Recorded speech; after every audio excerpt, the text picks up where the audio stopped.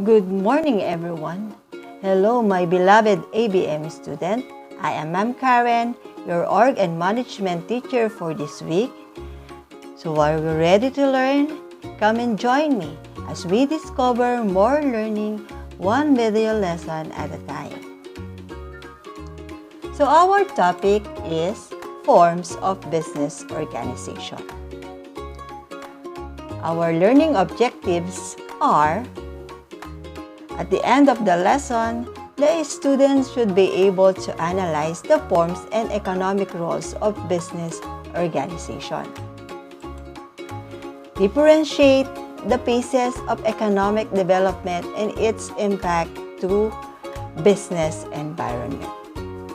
So after deciding to start a business and a business to pursue, one of the most important issues is the form of business entity that will serve as a vehicle in pursuing the business.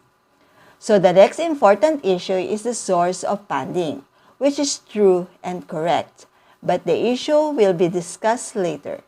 Right now, let's focus on the forms of business organization.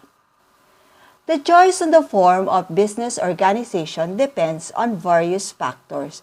So in certain business like banks, the law requires that the business entity must be a corporation.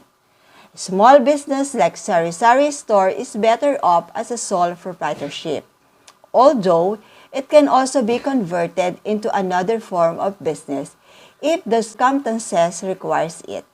Therefore, business organization is a collection of people working together to achieve a common purpose in relation to their organization's missions, visions, goals, and objectives.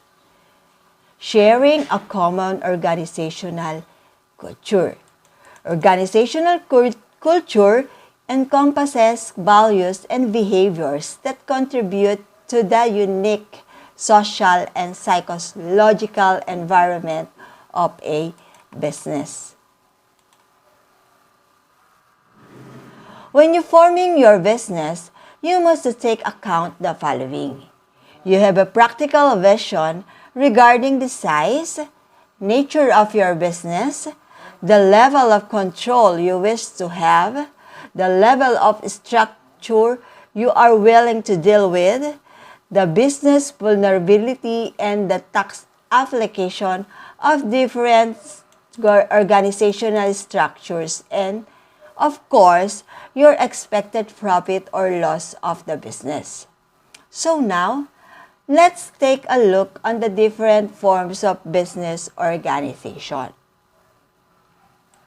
It is very important to understand this form of business organization, such as sole proprietorship, partnership, corporation, and cooperative.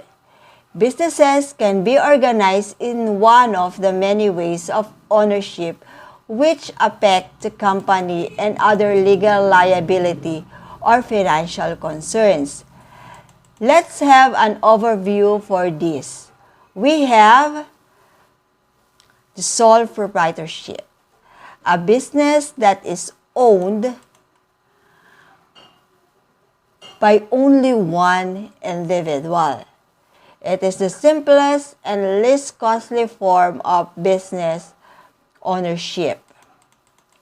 So also, it was regulated by Department of Trade and Industry. Example of sole proprietorship is grocery store, repair shop, and beauty parlor. Next is partnership, a type of business that is owned by two or more individuals. Profit of the business is divided among the partners. So, this partnership was evidenced by articles and by laws approved by SEC or Security and Exchange Commission. There are two types of partnership: the general partnership and limited partnership.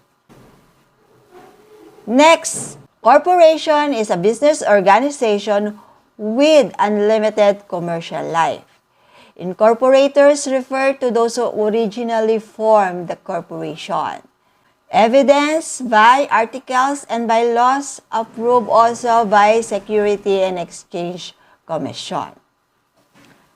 Last is the cooperative. Cooperative is a business organization that is owned by a group of individuals who also serve as benefactors to the business endeavor. It requires at least 15 members to function. Cooperative was evidenced by articles and by laws approved by the CDA or the Cooperative Development Authority. Again, as mentioned, we have here the first form of business organization, which is the sole proprietorship. The vast majority of small businesses start as sole proprietorship or single proprietorship. These businesses are owned by one person, usually the individual who has the day-to-day responsibility for running the business. So, sole proprietors can be independent contractors, freelancers, or home-based businesses. This is also the simplest form of business organization and the easiest to register. Sole proprietorship has a single ownership, no sharing of profit and loss, one man's capital. It has also an unlimited liability with less legal formalities and, of course, one-man control. The fact that it was run by the individual means that it is highly flexible and the owner retains absolute control over the business. So there are advantages and disadvantages of sole proprietorship. So for advantages, it is easiest and least expensive form of ownership.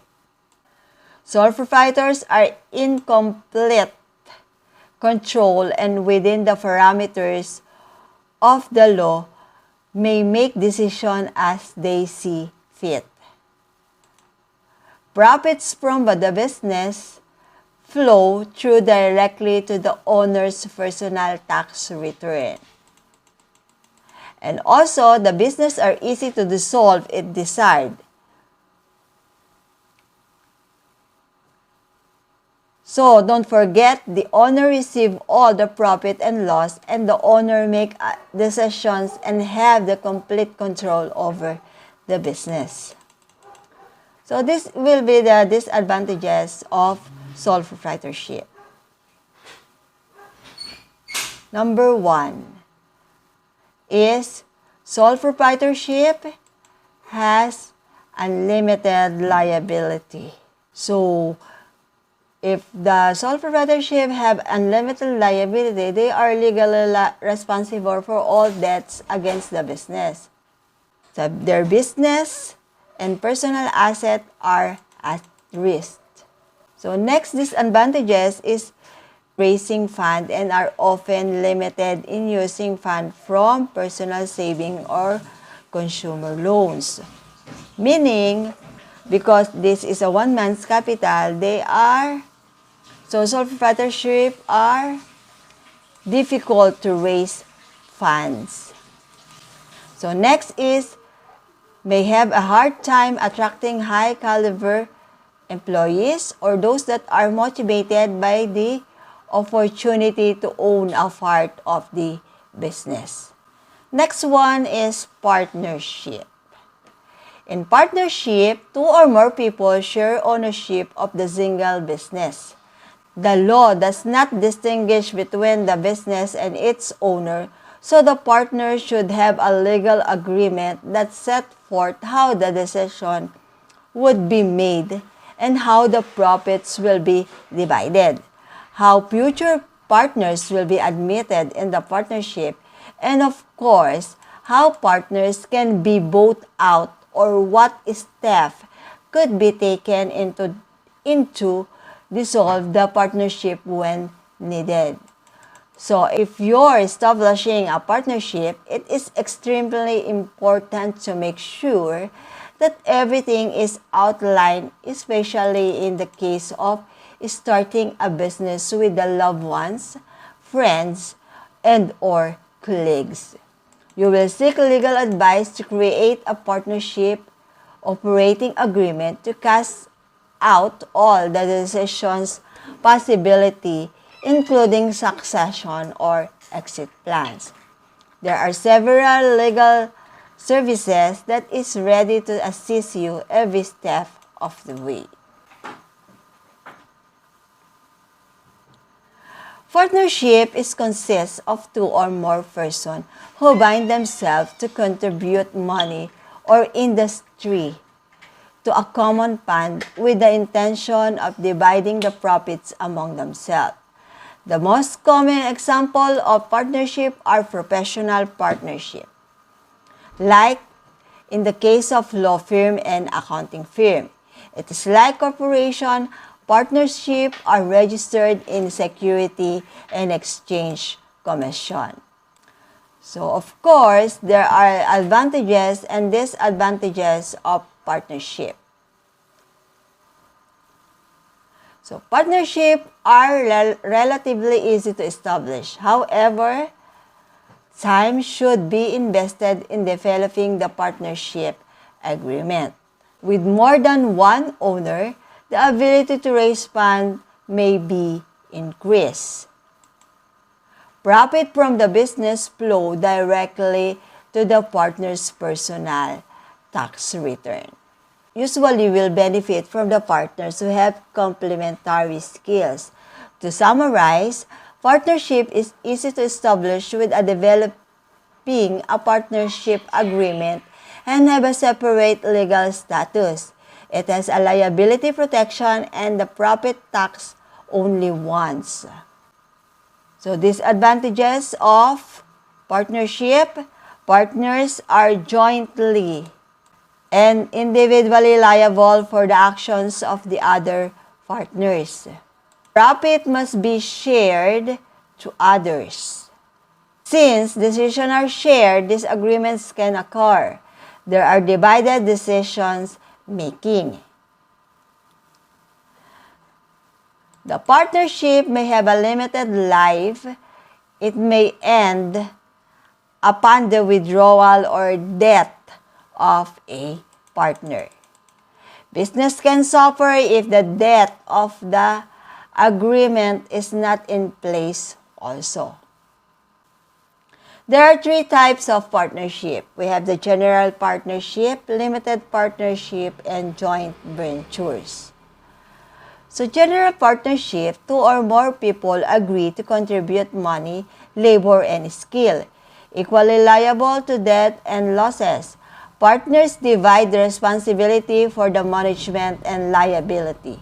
Meaning, in general partnership, all partners assume full personal liability for debts of the firm. Limited partnership, one or more limited partners. Limited partners share equal profit, but losses are limited to the extent of their investment. Limited inputs in management decision, which generally encourage investor for the short-term projects in capital assets. This form of ownership are not often used for operating retail or service businesses. Forming a limited partnership is more complex and informal than general partnership. Last one is joint venture.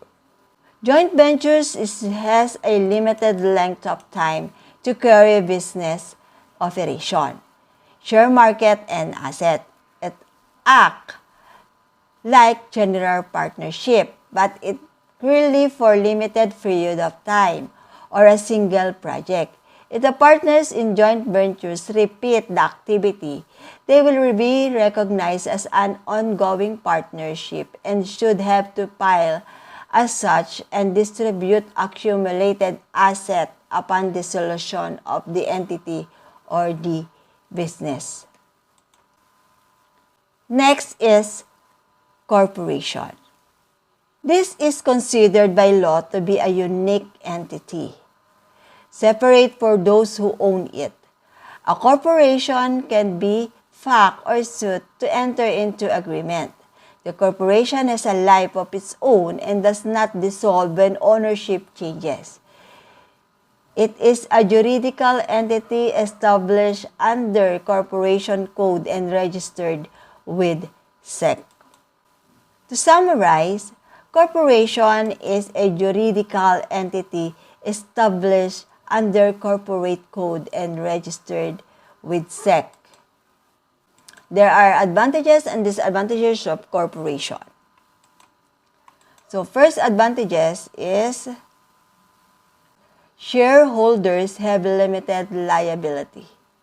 Liability for the corporation debts or judgment against the corporation. Shareholders can only be held accountable for their investment in stock. Officers can be held liable for their actions involving taxes. So, in corporation, they can raise additional funds through the sale of stock and may deduct the cost of benefits it provides to its officers and staff. Disadvantages is the process of incorporation requires more time and money than other forms of business organization. Corporations are monitored by federal, state, and some local agencies, and as a result, may have more paperwork to comply with regulations. Incorporating may result in higher overall taxes. Next one is cooperative. Cooperative is an organization established for the purpose of purchasing and marketing the products of its member, whose profits are distributed to the member in the form of patronage dividends. According to RA 9520, also known as the Philippine Cooperative Code of 2008, the primary objective of every cooperative is to help improve the quality of life to its member. Cooperative shall aim to provide goods and services to its member to enable them to attain increased income, savings, investment, productivity, and purchasing power, and also promote among themselves the equitability distribution of net surplus through the maximum utilization of economy of scale, the cost of sharing, and the risk sharing. The cooperative provide optimum social economic benefit to its members. Let's have the phases of economic development and its impact to business environment. So, economic development is a process by which the economic well-being and quality of life of a nation are improved according to targeted goals and objectives, but also consider the social, political, cultural, and spiritual aspect of the country's growth. It can also be referred to the sustained concerted action of policymakers and community that promote the standard of living and economic health of a specific area. Economic development is the quantitative and qualitative stages in the economy. Let's meet Walt Whitman Rostow, also known as W. W. Rostow, was an American economist, professor, and a political theorist who served as National Security Advisor to President of the United States, Lyndon B. Johnson, from 1966 to 1969. He also published articles in Developed Models on Economic Development. One of his most prominent ideas was the 5 stages of economic development in this model. He suggests that society go through 5 stages of economic development as they develop and grow. Each of those 5 stages builds on the previous stage, becoming more complex and integrated, depending on the economic forces that play the time it takes to move through its stages. First stage is the traditional society. This stage is characterized by a subsistent, agricultural-based economy with intensive labor and low levels of trading, and population that does not have a scientific perspective on the world and technology. Next stage is preconditions to take off. Here, a society begins to develop manufacturing and a more national and international as opposed to regional outlook. Third stage is take-off. Rostow described this stage as a short period of intensive growth, in which industrialization begins to occur and workers and institutions become concentrated around a new industry. Next is drive to maturity. This stage takes place over a long period of time as standards of living rise, use of technology increases, and the national economy grows and diversifies. So last is the age of high mass consumption. At the time of writing, Rostow believed that the Western country, most notably the U.S., occupied this last developed stage.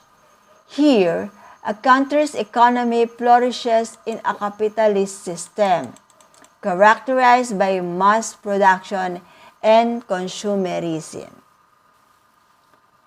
So, economic development phases are the stages involved in the total process of economic development in a particular country, which include growth, improvement of human development index, availability of benefits provided by science and technology, and the societal improvement of the opportunities and general welfare of its member. It is the process by which the economic well-being and quality of life of a nation are improved according to the targeted goals and objectives. Let's take a look to the phases of economic development. Number 1 is sustainable economic development. Sustainable economic development ensures that the present needs of a particular generation are met in full without endangering the ability of the future generation to also fully meet their own needs. Business managers must be aware of their economic decision that it will not endanger the life of our Mother Earth. Number 2 is Human Development Index. It's a measure of a country's socio-economic and development based on data regarding life expectancy at birth, educational attainment, literacy, and adjusted real income per capita. Number 3, availability of benefits provided by the science and technology has something to do with the different tools and equipment, inventions that makes the life of the people easier to cope with, like the provision of solar energy, where it is being provided to people who are living in remote places where there is no electricity available. There are companies who engage in this kind of business. Number 4, societal improvement of the opportunities and general welfare of its member through the policy recommendation of different government institutions that may help boost their life through improvement of business and job opportunities and job quality, enhancement of skills for better productivity, better wages, and the management of labor. Managers must ensure the improvement of managing their business, skills and training, and education of human resources to be able to cope with the changes and challenges in the business arena. So, do you have any question regarding our lesson? So, let's try to answer this application. Match column A to B. The student will be given 1 minute to match column A and column B. So your timer starts now.